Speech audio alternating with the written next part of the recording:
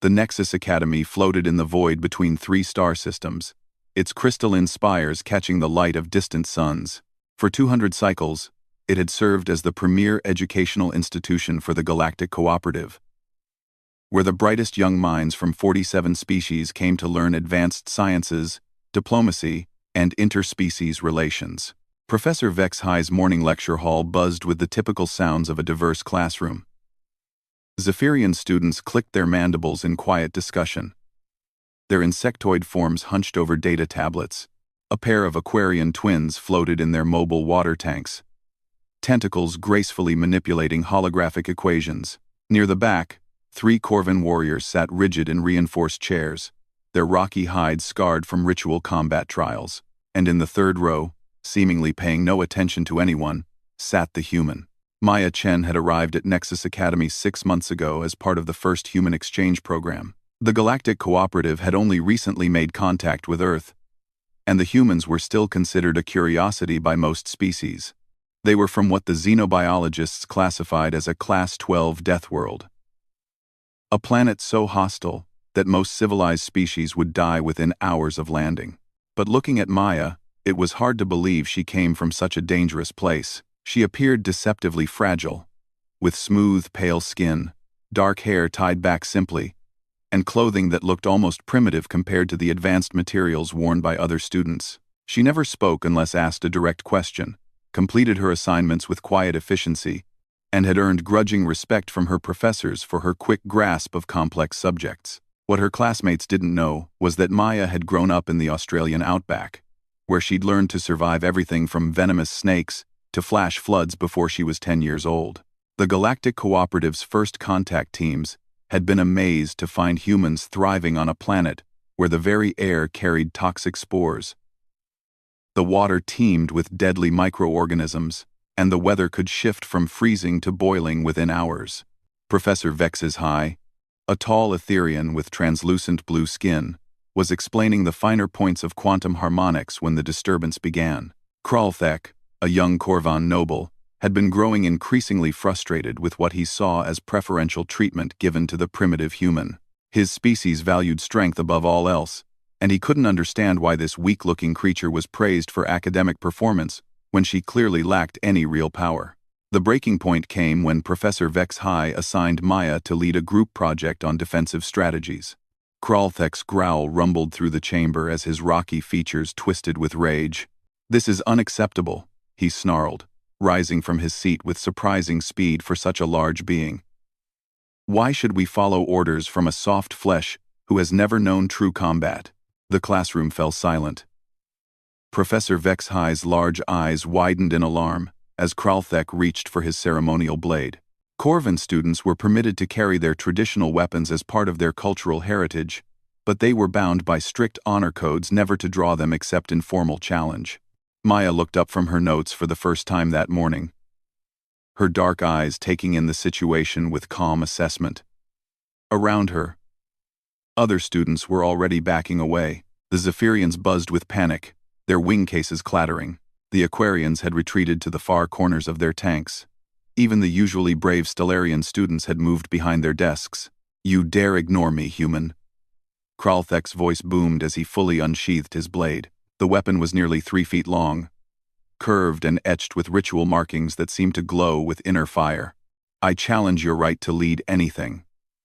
Prove your worth in combat, or admit your species is too weak to deserve respect." Professor Vex High frantically pressed his emergency beacon, but campus security was at least 5 minutes away. The Etherian's voice shook as he tried to defuse the situation. "Kralthek, put away your blade immediately. This violates every academy regulation. There will be severe consequences." Silence. The Corvan turned his burning gaze on the professor. "This is a matter of honor now. The human has been given authority without proving herself worthy.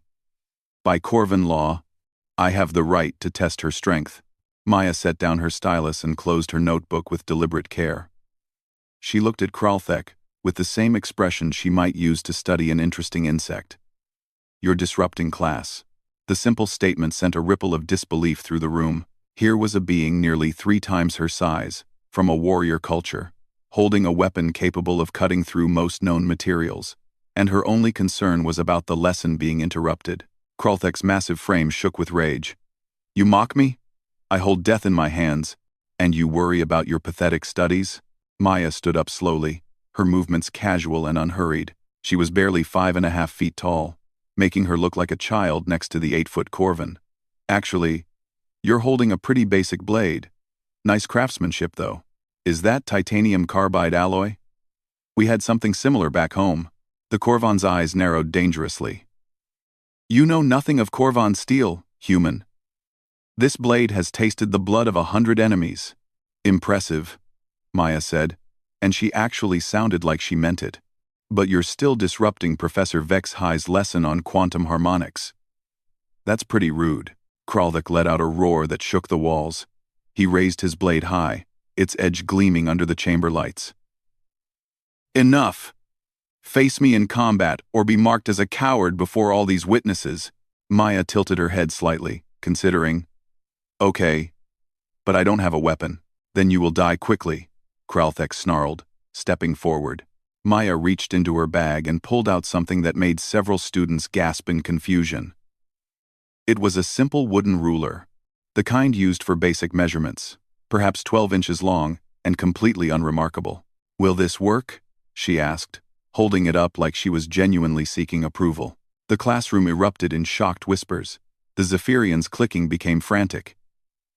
One of the Aquarians actually fainted in his tank. Even Professor Vexhi stared in horrified amazement. Kralthek's laughter boomed through the chamber. "You insult me further. You would face Corvan steel with a piece of wood?" Maya shrugged. "It's what I have. Unless you'd prefer to sit down and let the professor continue his lesson. You will regret your arrogance, human." Kralthek raised his blade again. Muscles coiled for a devastating strike. What happened next would become legend among the student body at Nexus Academy. Kralthek lunged forward with surprising speed, his blade cutting through the air in a perfect arc designed to split Maya from shoulder to hip. It was a blow that would have killed most beings instantly. Maya took one small step to the side. The massive Corvan stumbled past her, thrown off balance by his own momentum. Before he could recover, Maya's wooden ruler cracked sharply against the nerve cluster at the base of his wrist.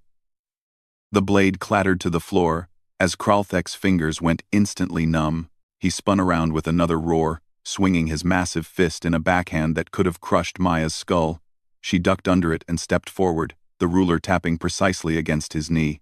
The Corvan's leg buckled, and he crashed to one knee with a sound like falling boulders.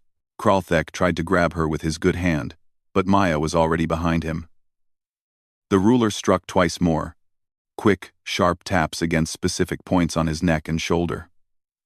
The huge warrior toppled forward, his massive form hitting the floor with a thunderous impact that rattled every desk in the room.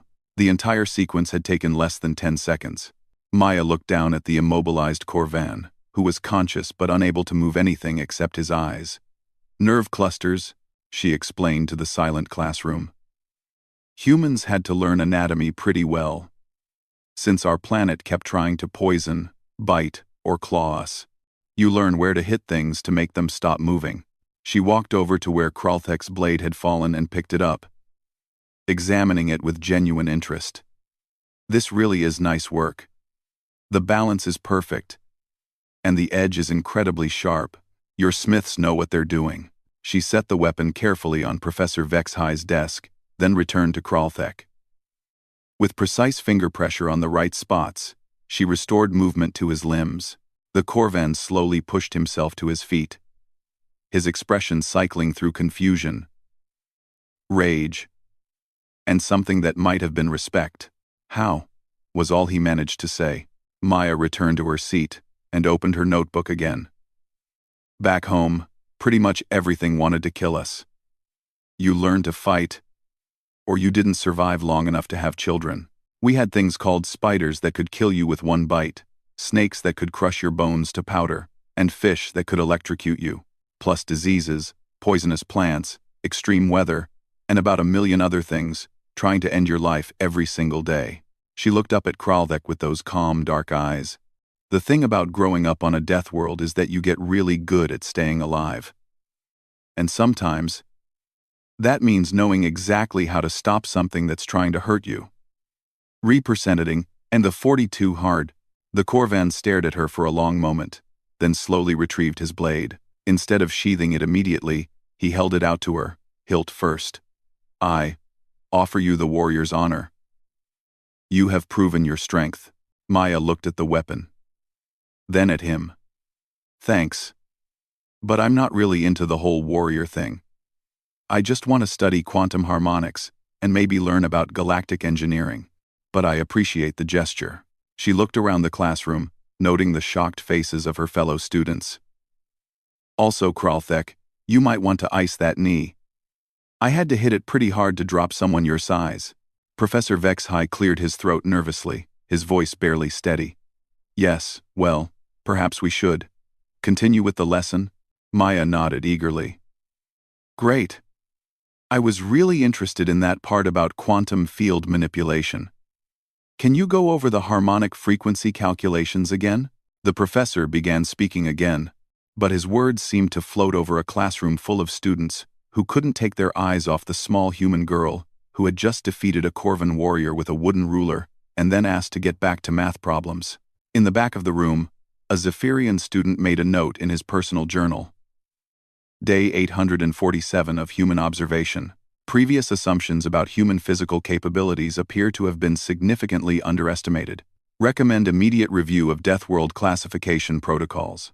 Maya turned the page in her notebook and began taking notes on quantum mechanics, completely unaware that she had just become the most feared and respected student at Nexus Academy. In her mind, she had simply dealt with a minor disruption and gotten back to learning about the fascinating science of galactic civilization.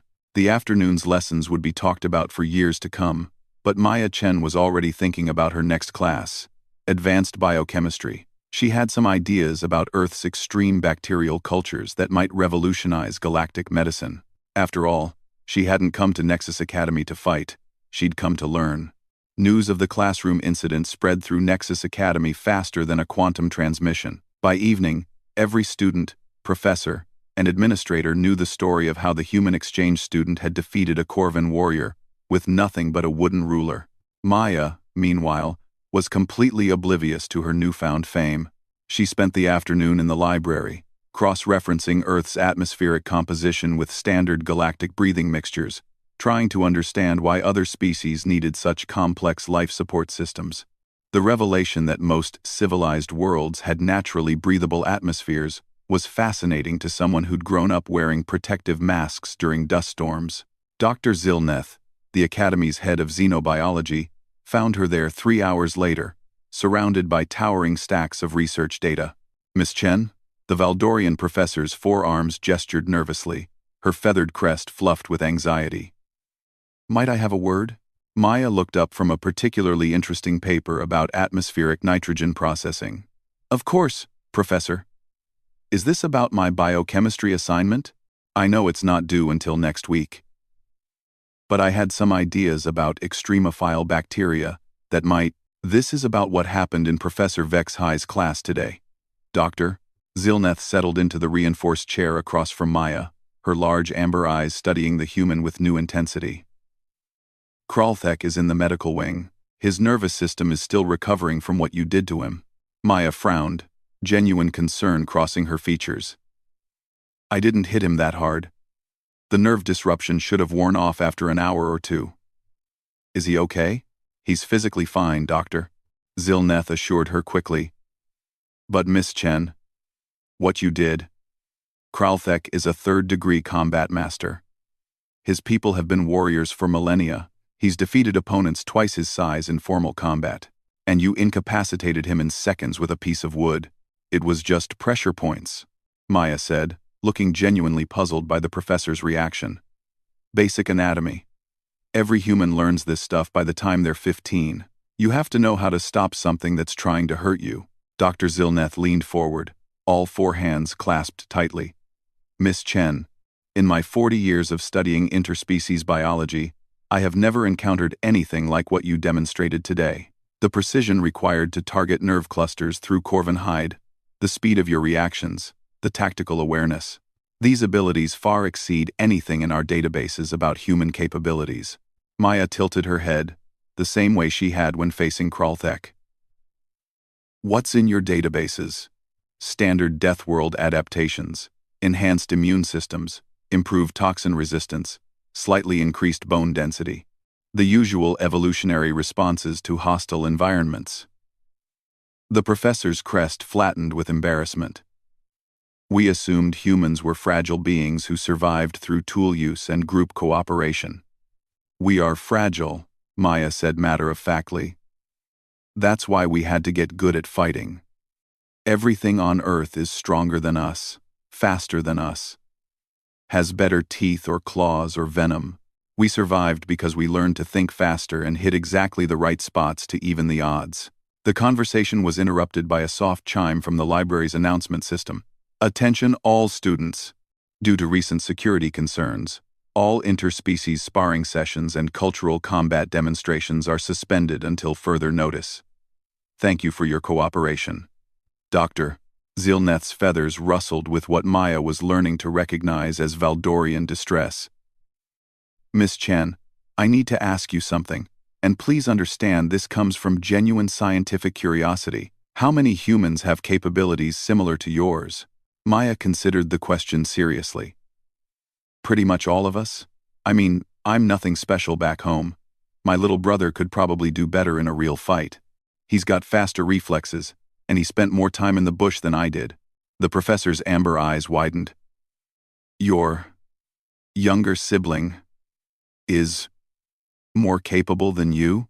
Jake's always been the athletic one in our family, Maya said with a shrug. Me, I was the bookworm. That's why they sent me here instead of him. He wanted to stay home and work with Dad on the farm anyway. Dr. Zilneth made rapid notes on her data tablet, her hands moving with increasing urgency. Miss Chen, when your people first made contact with our scouts, they described humanity as a peaceful, intellectual species that had overcome their violent past.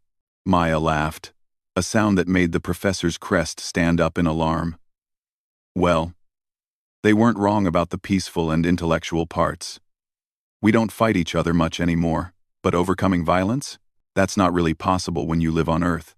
The planet just doesn't let you. She gestured to her surroundings. This is the first place I've ever been where I didn't have to check for dangerous animals before sitting down, or test the air for toxic spores, or worry about the water supply being contaminated. It's actually kind of relaxing. Dr. Zilneth stared at her. You find Nexus Academy relaxing? Very, Maya said earnestly. No venomous anything. No poisonous plants. No risk of sudden weather changes that could kill you. No predators hiding in the shadows. It's like a paradise where you can just focus on learning without worrying about survival. Before the professor could respond, an emergency alarm began blaring throughout the academy. Red lights flashed as the station's AI announced. Code 7, Security Breach. Unknown vessels approaching. All students report to designated safe zones immediately. Students throughout the library began moving quickly toward the exits, but Maya remained seated, looking more curious than concerned. Dr. Zilneth's feathers were practically standing on end. Miss Chen, we need to go to the shelters. Code 7 means potential hostile contact. What kind of hostile? Maya asked, closing her research materials with careful precision. Pirates most likely. The Nexus Academy's location makes it an attractive target for raiders looking to capture students for ransom. The outer systems have been dealing with increased attacks lately. Maya nodded thoughtfully as they joined the stream of students moving toward the emergency shelters. How dangerous are these pirates usually? Dr. Zilneth's voice was tight with worry. Extremely. They're typically outcasts from warrior species, armed with military-grade weapons, and willing to use violence against civilians. Academy security can usually handle small groups, but if there are too many, they reach the shelter, a reinforced chamber deep in the station's core. Hundreds of students from dozens of species clustered together in nervous groups. The Zephyrians were clicking frantically, their wing cases chattering with anxiety. The Aquarians had sealed their tank connections, preparing for emergency disconnection. Even the usually stoic Corvin students looked tense. Maya looked around with interest. noting the different ways each species responded to stress. The Stellarian students had formed defensive circles, their natural crystalline armor glowing faintly. The Etherian students had become nearly transparent, their light-bending abilities activated by fear. Attention Academy personnel, came an announcement from the main communication system. We are in negotiations with the approaching vessels. Please remain in your designated safe areas until the all-clear is given. An hour passed. Then two. The tension in the shelter was becoming almost unbearable when a new voice crackled through the speakers. It was rough, filled with cruel amusement, and definitely not from Academy security. "Attention, little students," the voice sneered. "Your pathetic guards have been dealt with. We now control this station. You have exactly 1 hour to gather every valuable item you possess and bring it to the main docking bay. Anyone who tries to hide, anyone who resists, will be spaced." And just to show we're serious, the transmission cut to a live feed from somewhere on the station. Maya watched with growing anger as 3 Academy security officers were forced to kneel before armed figures in mismatched armor. The pirates were a mixed group. Some looked like rogue Corvins. Others appeared to be from species Maya didn't recognize. All of them were heavily armed and clearly enjoyed terrorizing their captives. Around the shelter, students began crying or praying in dozens of different languages. Some fainted. Others started gathering their few possessions, preparing to comply with the pirates' demands. Maya stood up and walked toward the shelter's communication panel. "Miss Chen, what are you doing?" Dr. Zilneth whispered frantically. Maya activated the two-way communication. Her voice, when she spoke, was calm and clear. "This is Maya Chen, human exchange student. I'd like to negotiate." The response came quickly, filled with harsh laughter. "A human wants to negotiate? How adorable. What could you possibly offer us?" "Little Deathworlder. Safe passage off this station," Maya said simply. More laughter. "You seem to misunderstand the situation. Human. We're the ones with the weapons. You're the ones trapped like vermin in a hole." Maya nodded thoughtfully. "That's true. But I think you might be misunderstanding something about humans." "And what's that?" "We didn't get to be a spacefaring civilization by being good at hiding in holes. We got here by being really, really good at dealing with things that want to hurt us." The pirate's voice turned deadly. "Are you threatening us, little girl?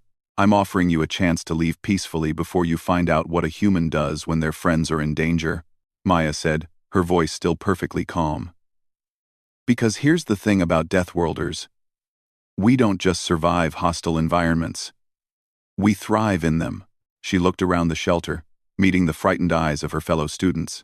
"And you just turned our peaceful academy into a hostile environment." The pirate leader's response was a roar of rage. "You want to play hero, human? Fine. We'll start the executions with you. Stay right where you are. And maybe we'll only kill half your friends before." Maya reached out and switched off the communication panel. She turned to face the hundreds of students staring at her in horror. "Okay," she said, her voice taking on a different quality. Something harder, more focused. "I need everyone to listen carefully. Dr. Zilneth, are there any maintenance tunnels that lead out of this shelter?" The professor nodded shakily. "There's an access shaft that connects to the environmental systems. But Miss Chen, you can't possibly think. Perfect. What I need is a map of the station's layout, a first aid kit, and anything that could work as a weapon. Rulers. Writing implements. Anything with a sharp edge or decent weight." A Zephyrian student stepped forward, his mandibles clicking nervously. "Human Maya, there are at least 20 pirates with military weapons. This is not logical." Maya smiled, and for the first time since arriving at Nexus Academy, her fellow students saw something that made them understand why Earth was classified as a Class 12 death world. "Back home," she said, 20 isn't really that many, and they made one big mistake." "What mistake?" asked a young Aquarian, her tentacles trembling. Maya's smile widened, showing teeth that suddenly seemed much sharper than they had before. They threatened my friends. On Earth, that's how you turn a peaceful human into something much, much more dangerous. 20 minutes later, Maya emerged from the maintenance shaft into the Academy's main corridor system. She moved with a fluid silence that would have impressed the most skilled hunters on any world. The difference between the girl who sat quietly in classes and the one who now stalked through the station's passages was so complete that her fellow students might not have recognized her. Dr. Zilneth had provided her with a detailed station schematic, and Maya had spent those 20 minutes studying it with the same intensity she brought to quantum mechanics. She knew where the pirates would be, how they'd likely distribute themselves, and most importantly, what weaknesses the station's design offered to someone small enough to use the ventilation systems. The first pirate she encountered was a massive Brakari, his reptilian hide scarred from countless battles. He stood guard outside the communication center, a military-grade plasma rifle cradled in his forearms. Maya watched him from a ceiling vent for several minutes, noting his patrol pattern, his reaction times, and the way he favored his left side. When she dropped silently behind him, she held a simple metal stylus she'd borrowed from a terrified Stellarian student. The Brakari never knew what hit him. Maya's strike was precise, targeting the nerve cluster at the base of his skull. He collapsed without a sound, his massive form hitting the deck with a muffled thud. Maya quickly secured his weapon and checked his vital signs, unconscious but breathing normally. She'd been careful not to cause permanent damage. The communication center was empty except for one technician, a nervous Zephyrian who was clearly a recent recruit to piracy. Maya appeared behind him like a ghost. "Don't turn around," she said quietly. "Don't make any noise." "Are you armed?" The Zephyrian's wing cases rattled with terror. "No. I'm just the communications specialist. Please don't hurt me. I won't hurt you if you cooperate." "How many pirates are on the station?" 23, he whispered. "Plus, Captain Vex Tar and his lieutenant. They're in the main docking bay with most of the prisoners." Maya processed this information quickly. "Where are the others?" "Scattered through the station, looting the valuable equipment, securing escape routes, making sure no one tries to call for help." "Good. Now I need you to send a message." Maya's plan was elegantly simple. Using the captured communication equipment, she began broadcasting false reports throughout the station. Pirates started receiving urgent messages that security forces had arrived, that various sectors were under attack, that their fellow raiders were calling for immediate backup. Within an hour, the scattered pirates had abandoned their positions and converged on the main docking bay, exactly where Maya wanted them. She made her way there through the ventilation system, moving like the apex predator her species had evolved to become. The sight that greeted her through the overhead access grate made her jaw clench with controlled anger. Captain Vextar was exactly what she'd expected.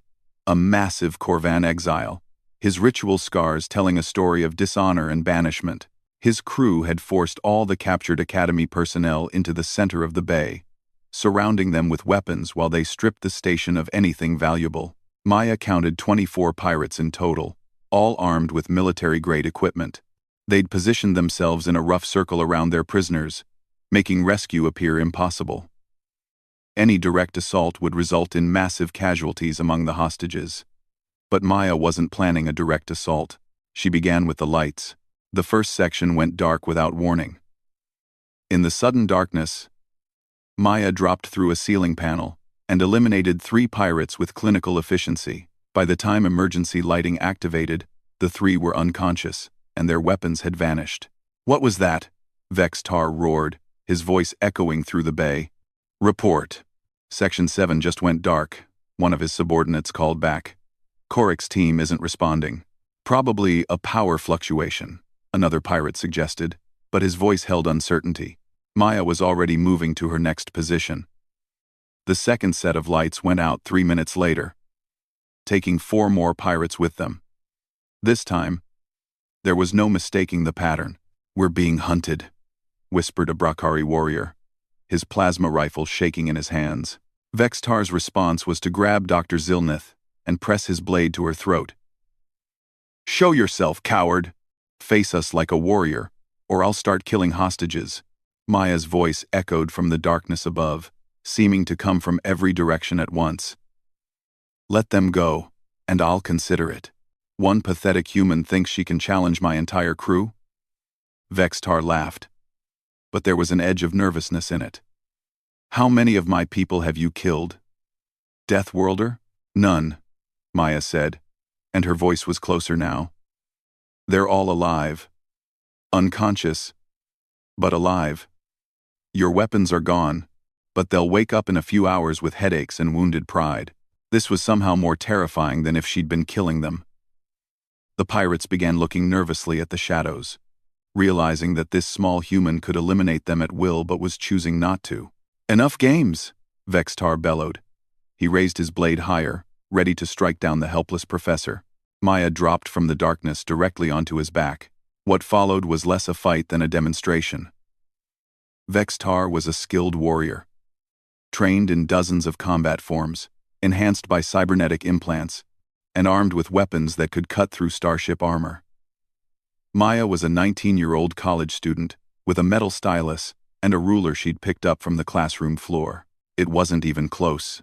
Maya moved like water, flowing around Vextar's attacks with impossible grace. Every strike he threw missed by inches, while her own attacks found their targets with surgical precision. She never seemed to exert herself, never appeared to be in any real danger. Yet the massive pirate captain found himself increasingly frustrated and off balance. The other pirates tried to intervene, but in the confined space of the docking bay, they were as likely to hit their captain as their target. Maya used this to her advantage, staying close to Vextar, using his bulk as a shield, while she systematically dismantled his ability to fight. Within 5 minutes, the feared pirate captain was on his knees, gasping for air, his weapons scattered across the deck. Maya stood behind him, one hand resting lightly on his shoulder in a way that somehow conveyed absolute control. Here's what's going to happen, she said, her voice carrying clearly through the silent bay. You're going to release all your prisoners. You're going to leave this station immediately. You're going to return everything you've stolen, and you're going to spread the word that Nexus Academy is under human protection now. Vextar tried to struggle, but Maya's grip tightened slightly, and he found himself unable to move. You're just one human. There are billions of us in the galaxy. You can't protect everyone. Maya's smile was visible even in the dim emergency lighting. You're right. I'm just one human.